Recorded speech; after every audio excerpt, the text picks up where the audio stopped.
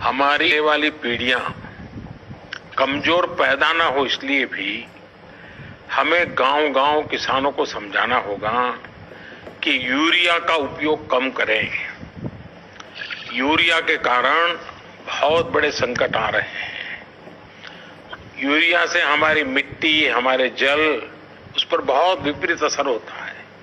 और इसलिए पल्लवी जी, आप जैसे प्रधान गांव वालों को समझाए कि भाई अब गांव में पहले अगर 10 थैली आता था यूरिया तो अब 5 थैली आएगा, पहले 100 थैली आता था तो 50 थैली आएगा, हम आधा कर देंगे।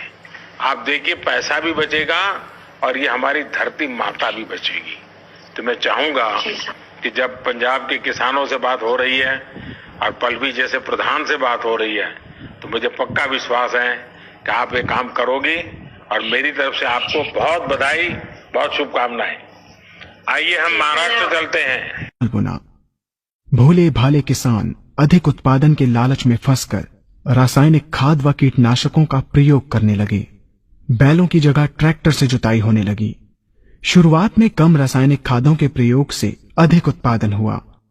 धीरे धीरे रासायनिक खादों के प्रयोग के कारण भूमि की उर्वरा शक्ति क्षीण होने लगी, जिसकी वजह से उत्पादन घटने लगा तथा फसलें कमजोर होने लगी।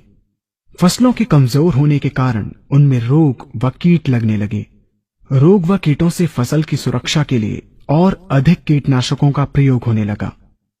एक तरफ ज्यादा उत्पादन के लिए अधिक रासायनिक खादों का प्रयोग होने लगा, वहीं दूसरी तरफ फसलों को रोग व कीटों से बचाने के लिए अधिक विषाक्त कीटनाशकों का प्रयोग बढ़ गया, जिसके कारण उत्पादन लागत बढ़ी और किसान को लाभ कम होने लगा, बल्कि छोटे किसान कर्ज में डूबने लगे।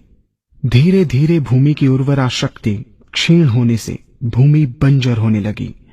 रासायनिक खाद व कीटनाशकों के कारण खाद्यान्न भी विषाक्त हो गए तथा जलवायु भी प्रदूषित हो गई, जिसके कारण मानव, पशु पक्षियों के स्वास्थ्य पर प्रतिकूल प्रभाव पड़ा, जिसका परिणाम आपके सामने है।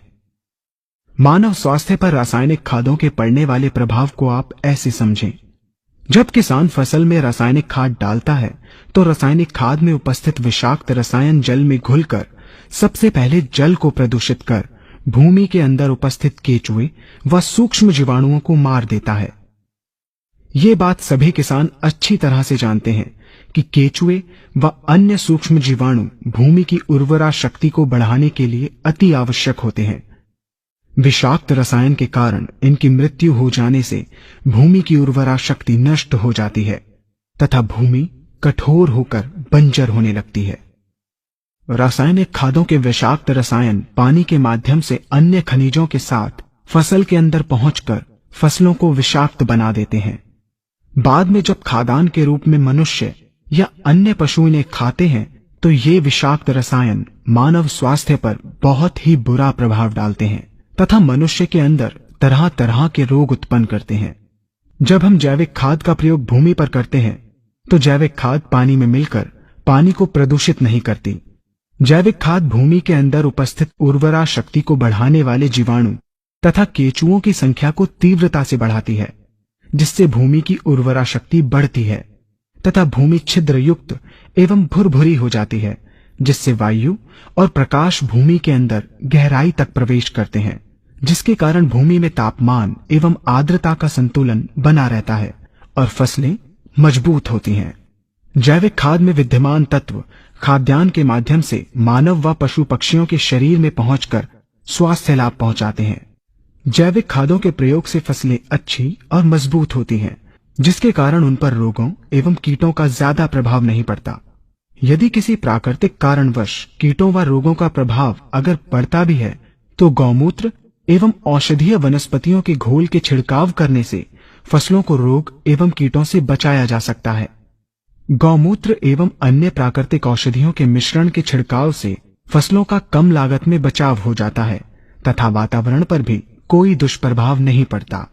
यहाँ हम आपको तालिकाबद्ध तरीके से दोनों